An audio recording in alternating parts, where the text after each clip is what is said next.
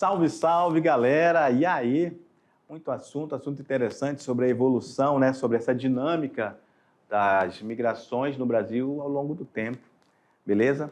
Então, hoje a gente sabe que tem pessoas que vêm para o Brasil de diversas nacionalidades, inclusive podemos até falar, eu não falei durante a aula, mas a gente pode usar o termo xenofobia, por que não?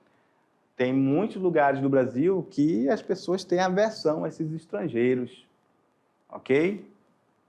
Assim como os brasileiros que chegam em outros países da Europa, Estados Unidos, também recebem, né, dentro da sua...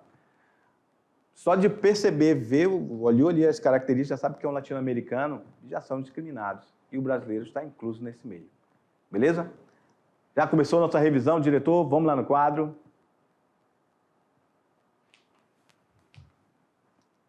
E aí, a lei de cotas, lá no tempo de Getúlio Vargas, ela estabelecia uma restrição de entrada a estrangeiros.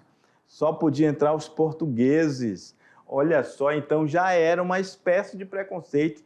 Foi uma polêmica na época, essa lei.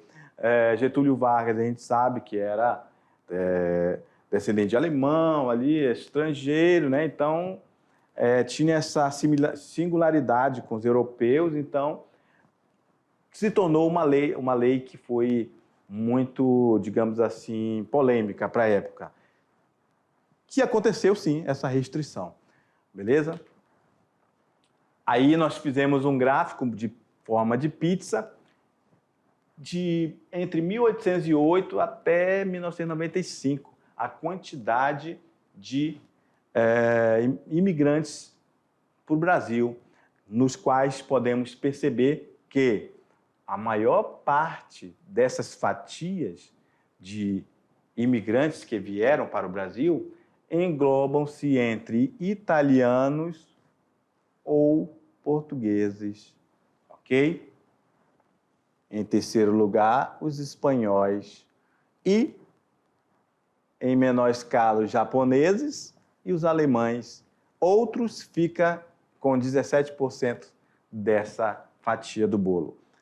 Bolo não, fatia de pizza, né? E quem são esses outros? São os eslavos, os poloneses, os russos, né? Sírio-libaneses, judeus, holandeses, franceses, norte-americanos, ingleses, coreanos, bolivianos, enfim. Beleza, falamos dos haitianos que vieram para o Brasil.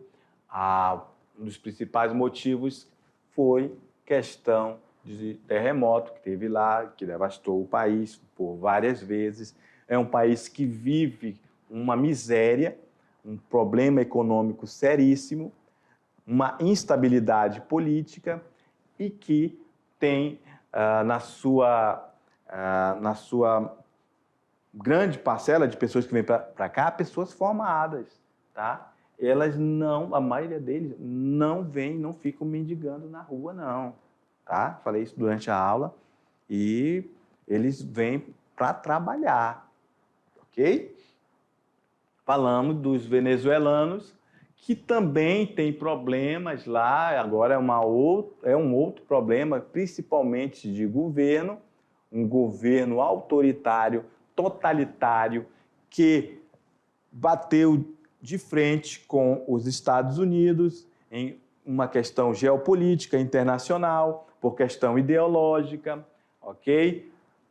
Afastou-se dos Estados Unidos fez um embargo econômico que perdura até hoje, ou seja, eles não conseguem vender os produtos como o petróleo, ok? Então, a economia deles, com isso, se tornou mais fraca, ok? Tendo essa crise econômica, tendo inflação, vai gerar muito desemprego, falta de recursos básicos como alimentos, que foi gerado lá muita miséria, fome, violência, prostituição, entre outros, ok? Falamos também durante a aula que esses venezuelanos foram para vários lugares da América do Sul, como Colômbia, 442 mil, Equador, 547 mil, Peru, 400 mil venezuelanos, e no Brasil, ó, 128 mil em 18 meses. Detalhe que gerou muitos problemas ali nas divisas do Brasil com a Venezuela, ok? Trazendo, inclusive, doenças de lá, trazendo problemas de violência, trazendo problemas de fome, trazendo, enfim, diversas... o Brasil teve ali naquela região ali da Amazônia um problema também humanitário reconhecido pela ONU, ok? Vai acontecer em Roraima e no Amapá essa entrada muito intensa de pessoas que vai transformar aquelas cidades, transformou em lugares altamente desorganizados, beleza? E eles vão chegar em outros lugares do Brasil, inclusive aqui em Rondônia, ok? Como eu falei durante a aula, de repente você pode conhecer algum venezuelano aí na sua região. Aqui em Porto Velho está cheio. Muitos deles ficam no semáforo pedindo esmola, beleza? Infelizmente, isso é uma realidade.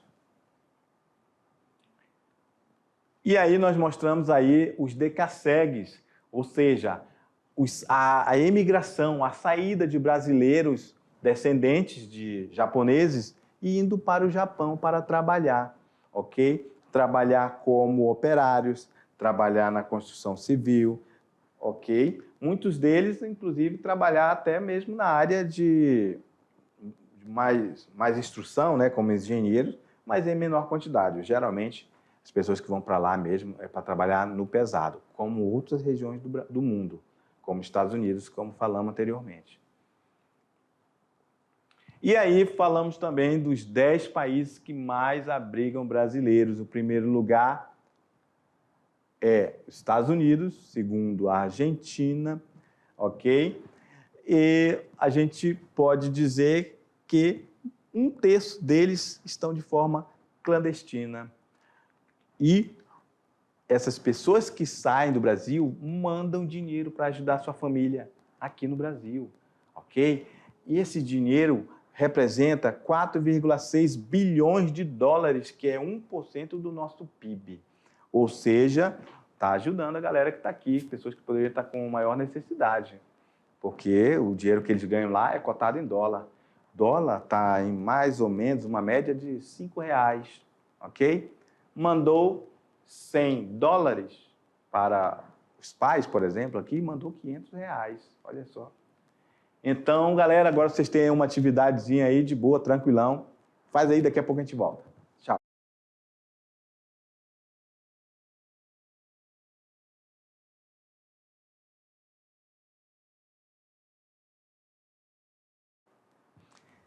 Fala, galera esperta! E aí? De boa, tranquilão, só na manhã? Fizeram atividade? Suave da nave, né? Beleza? Tenho certeza que todos vocês acertaram. Mas vamos lá confirmar isso aí? Vamos lá, meu diretor, na tela. Atividade de sala. Questão 1. O processo de entrada de um indivíduo em um determinado território é chamado corretamente de transumância, emigração, imigração, êxodo rural, migração pendular. E aí, meus queridos alunos, o processo de entrada. Entrada.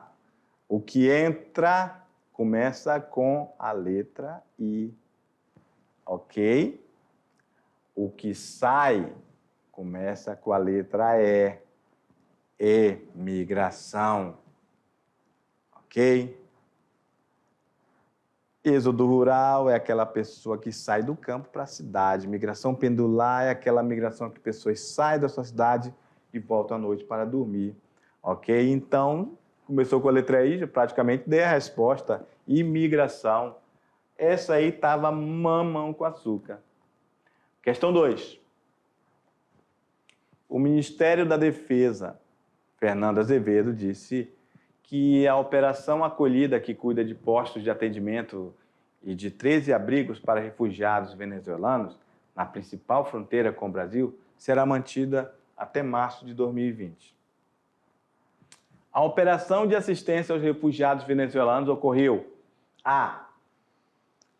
no Acre e foi criado por um convênio entre Brasil e Estados Unidos, no Mato Grosso e é financiado pelo Mercosul, em diversos estados brasileiros, mas em especial em Rondônia, no Acre, principalmente fronteira ilegal entre refugiados venezuelanos, ou em Roraima, estado brasileiro mais atingido pela crise. Sim, obviamente, é em Roraima. Eu citei Roraima, né? Ali, Roraima e Amapá, mas principalmente Roraima, que está ali ao lado da Venezuela, que faz fronteira, ok? É a porta de entrada principal e que gerou muito problema ali para o Brasil. Foi notícia no mundo, no Brasil e no mundo, essa vinda de refugiados da Venezuela. Parabéns a todos que acertaram, claro, né? Beleza? Vamos para a próxima. Questão 3. O fluxo imigratório negativo, ou seja, o número de emigrantes maior que o de imigrantes, tornou-se uma realidade no Brasil a partir da década de 80. Os países que mais têm recebido brasileiros são...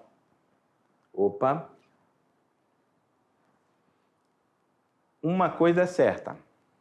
Os países que mais têm recebido brasileiros são... Lembro lá no gráfico da aula, lembro lá do gráfico lá do resumo. Então, você já vai eliminar a letra D e a letra E, porque nós já sabemos que é os Estados Unidos. Lembra? Estados Unidos é o maior destino de brasileiros que saem daqui em busca de melhores condições de vida, em busca de melhores salários. Beleza? Agora só resta saber os outros. Suíça, a gente falou em Suíça durante a aula? Não. Falamos de Alemanha?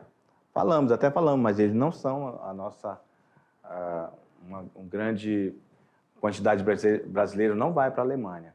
Beleza? Falamos de Paraguai? Também falamos até da questão dos brasiguaios, mas nós não falamos da Inglaterra. Então, galera, olha só, é a letra A, Estados Unidos, Paraguai e Japão. Beleza? Questão aqui dos decassegues, né? Isso, os descendentes de japoneses que voltaram para lá para trabalhar. Os paraguaios são, inclusive, chamados de brasiguaios. Próxima questão. Dos imigrantes que vieram para o Brasil, a maior contribuição populacional foi dada pelos... Olha aí,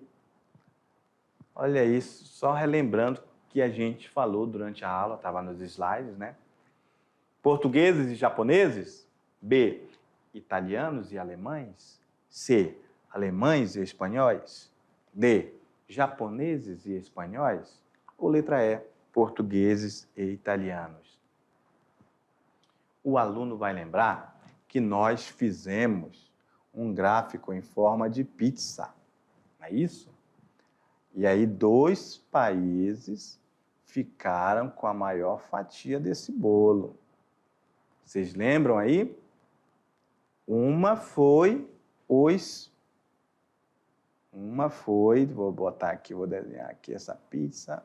Uma foram os portugueses, ok? E a outra? Professor, a outra já está na dica na própria questão, professor. Por que a dica está na própria questão? Porque o senhor já falou que fez um gráfico em forma de pizza. Exatamente. E a pizza, a gente sempre lembra da Itália. Muito bem. Sem mais delongas, parabéns a todos que acertaram. Realmente são portugueses e italianos. Vamos para a próxima questão. Questão 5. A reduzida entrada de imigrantes no primeiro período pode ser explicada. A. Devido à mudança de mão de obra escrava. A reduzida entrada de imigrantes no Brasil, né, no primeiro período, pode ser explicada devido à mudança de mão de obra escrava. B, no período, né? B, pela suspensão de financiamentos para imigrantes em 1830 e a exigência de que 25% deles destinassem à agricultura. C, pelo estabelecimento de cotas de imigração em 2%, segundo a nacionalidade, a partir de 1910. Pela tropicalidade, ou letra E, devido à estabilidade política da Europa que estimulava a fixação do homem ao solo europeu, pois este não iria se aventurar em novas terras. Então, galera, a reduzida entrada de imigrantes no período pode ser explicada. A gente pode falar que a gente tem a letra A aqui como resposta, devido à mudança de mão de obra escrava no período. Beleza? Galera, era o que nós tínhamos aí para essa questão aí de imigração no Brasil, história, e espero que vocês tenham anotado aí algumas informações importantes, principalmente aí em relação à questão da Venezuela, que está aqui ao lado, é uma questão humanitária, que vez ou outra vai estar em concurso vestibular do Enem, beleza? Forte abraço e até a próxima.